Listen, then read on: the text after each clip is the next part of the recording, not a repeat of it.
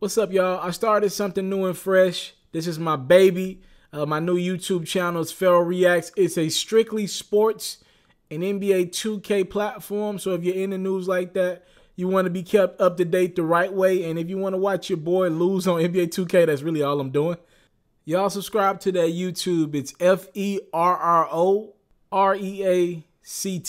That's Ferro Reacts. We getting it in over there as well. I'm not going to cheat this platform, but we just making the brand bigger and better at every step. Ferro Reacts. Y'all subscribe to that sports platform. It's there for you if you want more Mr. Taliaferro. Now let's get into the video. All right, Mr. Taliaferro TV, how's everybody doing out there? So if you watch my video that I posted earlier today, that is the detailed version of what's going on with Tekashi. I would advise you watch that video because I'm not going to go back and say everything that I said in that video earlier. That's not fair to the Ferros who watch all my videos. So just to make a long story less long, Tekashi 6ix9ine reportedly plans on hitting the stand and testifying against some former known associates of his in regards to this Chief Keef shooting. Y'all remember Tekashi and Chief Keef were publicly beefing. It was an online feud, and most of it was coming. Let's be honest, we were all on the internet. Most of it was coming from Tekashi 6ix9ine's camp, and they were sending direct threats to Chief Keef and company. Now I don't know what Chief Keef and his cousin Tato were doing behind the scenes, but from what I seen, it was Tekashi 6ix9ine taunting Chief Keef a lot on the internet. All right, now from there, Tekashi 6ix9ine actually went to the West Coast for a few days, and Chief Keef went to New York. And there was a shooting that took place at a hotel in which some shots were fired in the direction of Chief Keef. The feds are claiming that Tekashi 6ix9ine put a hit out on Chief Keef and his cousin Tato. That's what they're claiming. They're claiming 3 men, Kentia McKenzie, aka Kuda B, Anthony Ellison, and Denard Butler were the men that have in somehow, some way been involved with this shooting of Chief Keef. And they're saying specifically Kuda B was the trigger man in the shooting that happened. I believe that happened in like June, I believe, if I'm not mistaken, with Chief Keef. So there's video floating around of Tekashi on camera saying, I got a hit out on this guy, and it's all bad. It's all bad for Tekashi right now. And apparently he plans to testify against these 3 men.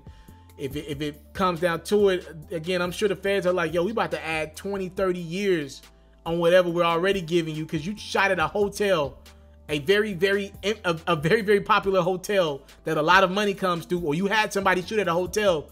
We about to add 20, 30 years to you if we could prove that you put this hit out. You better start talking. So it looks like Tekashi 6ix9ine started talking.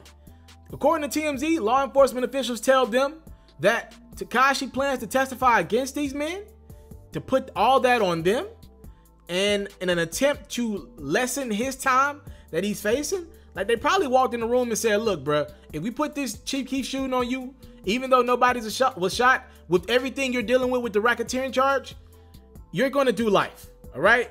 Now, here's the interesting thing that I kind of told you guys in a previous video.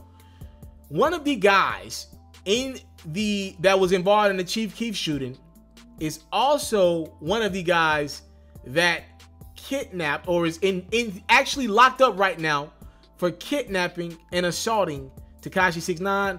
I'm gonna let y'all put together, that's Anthony Ellison, by the way. I'm gonna let y'all put together what y'all think that could be about. I don't know. I'm gonna just let y'all put that together. I'm not gonna say anything more than that on video.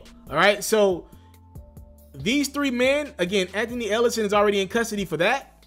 Butler was picked up yesterday, and Kentia McKenzie, aka Kuda B, a lot of y'all know him as, he has not been apprehended yet.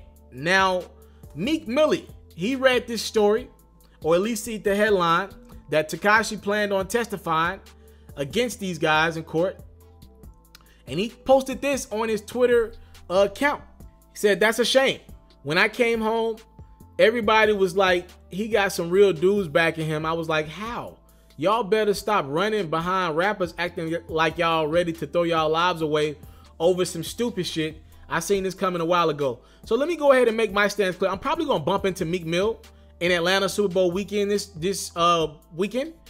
But I want to make this clear. I hate when Meek Mill tweets because the messages get misconstrued when he tweets. He's not a good tweeter. Ironically, he got the name Twitter Fingers, right? So I'm probably gonna bump into Meek Mill and his team this weekend. So I want to make this clear. I get what Meek Mill is trying to say. I just think it could get misconstrued via Twitter. What he's trying to say, because I actually watched all of Meek's interviews, and when he got out and he was putting out his project, this is when Tekashi was, this is right around when he was getting indicted, right, on the racketeering charge. So he's asked about Tekashi in every interview he did. So he's trying to say, yo, hire some security, Tekashi. Y'all running behind these rappers trying to be cool and say y'all with it and ready to throw away y'all lives. And when it's time to really get into some gangster shit or really do some shit, it seems like everybody's looking around like, yo, I don't want this charge on me. Here, you have it. Even Tekashi, maybe. So Meek Mill is saying, yo, leave that gangster shit alone. And what I've always respected about Meek is he puts it out in the public like, no, I pay for security. I got dudes around me, but these dudes got families. These are my homies, and I don't want to see them locked up. Hell, Meek's did a substantial amount of time in his life. I'm sure he don't want one of his homies doing that. Shit is really real to Meek. And he's like, yo, no, we pay for security. I pay for armed security to be around me. So me and my team don't got to do the stupid shit and risk our freedom, right? We don't need anything else around us happening. This judge already want me behind bars as is. I've always loved that about Meek Mill. He pays for security, and it doesn't have, a lot of these rappers are doing it. They just not willing to talk about it and be open about it like Meek is. He's like, yo, y'all saying these dudes was real around him and backing him. I was like, how? And he's pretty much telling a lot of these young dudes out here who's rapping and coming up, maybe not even rapping, doing other things, and you got a little bit of money around you, and people want to kind of be around you. You the breadwinner, and everybody pretty much your yes man. I think Meek, in so many ways, is saying, unless y'all ready to throw y'all life away on this stupid shit, don't do it.